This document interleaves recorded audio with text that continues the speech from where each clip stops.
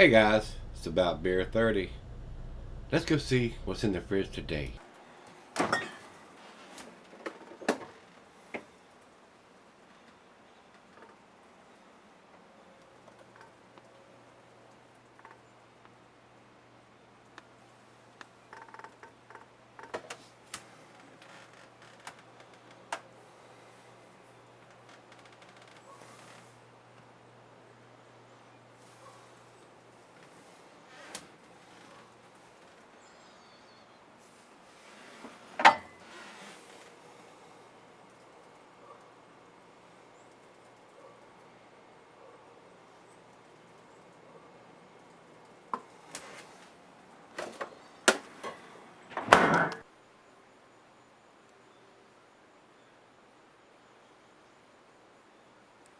Hey everybody, thanks for stopping by Gregsbeerreviews today.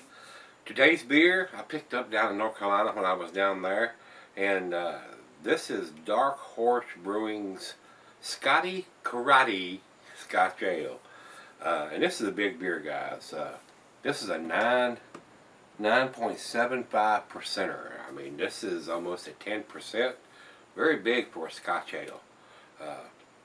Almost an imperial Scotch ale. That's what I would think it would be, a double Scotch or imperial Scotch ale. Usually they're not quite this massive. I don't have the IBUs here, and I don't think it's listed on the bottle anywhere. Matter of fact, I'm not even sure if they're dating their stuff or not. This bottle is sweating profusely, so we'll take a quick look when we come back for the final chug.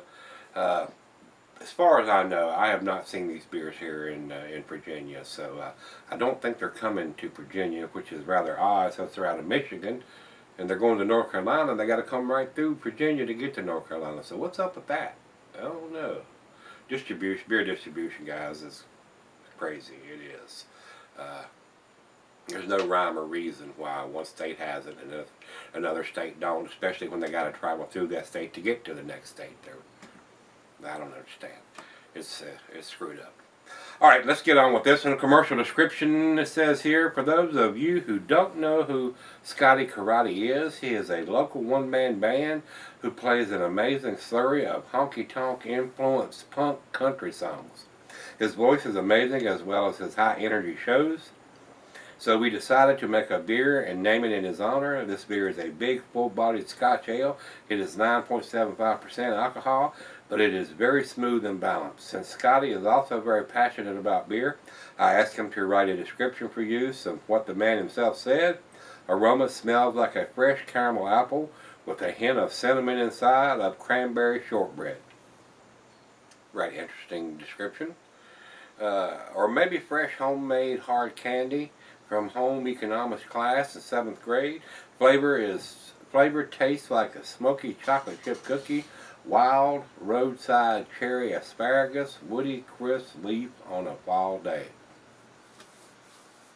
Wow, that's all over the place. Well, let's see what it brings to the table. Big beer. I just want to remind you, this is almost a 10% or 9.75%. Food pairings for this style of beer: Scotch ale. Says here, the cheeses are buttery brie, good Havarti Swiss. The meat is smoked meat and salmon. Glass for a pint Becker Nonic tumbler, snifter or tulip.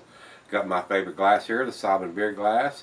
It says here it can be cellared for a long period of time. And I would think so, being that big of an ABV beer and not being a hop forward beer. You should be able to cellar this for quite a while. So, like I said, we'll check for a date, see if we can find when it was put in the bottle when we come back for the final chug. So don't think there's anything else we need to talk about. So let's pop the cap on this one and hope it won't spew all over the place. Nice big hiss out of that one. I'm a pretty good fan of these beers. I can't get them here. I've had guys send them to me. And like I said, I picked this one up in North Carolina when I came through the last time. And it's been several months. And it's been cellaring quite nicely in my refrigerator. Boy, that bottle is sweating profusely.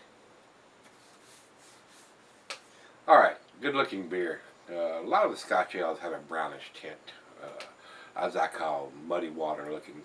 And this one is the same way. A little bit of red ribbiness through the thin part of the glass down here, but not getting a lot of light through the big bold part of this glass. And looking at the thin part of the glass, it's a cross between a brown, ruby reddish tint. So let's get a nose on it. Very sweet smelling. I'm getting the caramel, toffee, maybe some dark fruit, plums, figs, dates.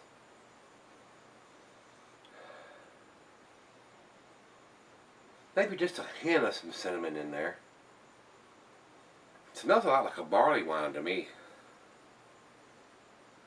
And being 9.75%, it's almost, it's at the alcohol of a barley wine. So let's give it a taste. Cheers, everybody.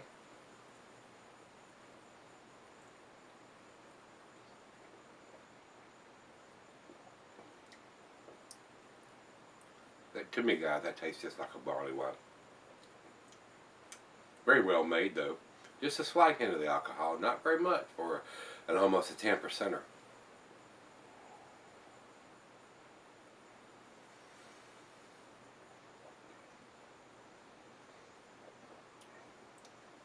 Very nice. Very easy drinking for almost 10%. It's first beer of the day, too. I'm not finding it boozy at all.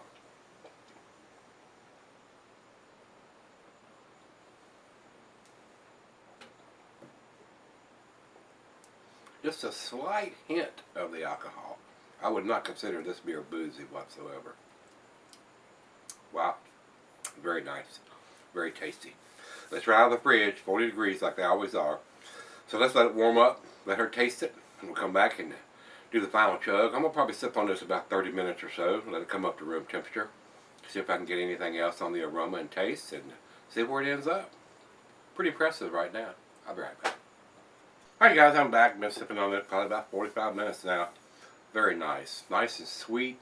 A lot of caramel, toffee, just a hint of some cinnamon, dark fruit. Very tasty. I looked at the bottle. It does have a date here on the neck. This one was done in February, I guess it's February the 3rd. February the 3rd of 2015. So it has aged rather well. We're in September here. Very tasty beer. Very, very nice. Very sweet on the back end. Alcohol is well hidden for almost a 10%er. I will chug.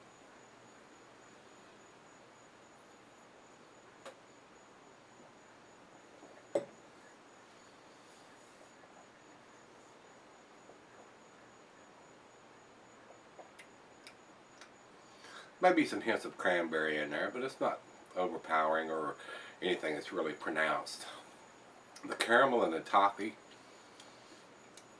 and the dark fruit are standing out more than anything else on this one. Like I said, very reminiscent to me of what a barley wine's like. So, very big beer, a sipper.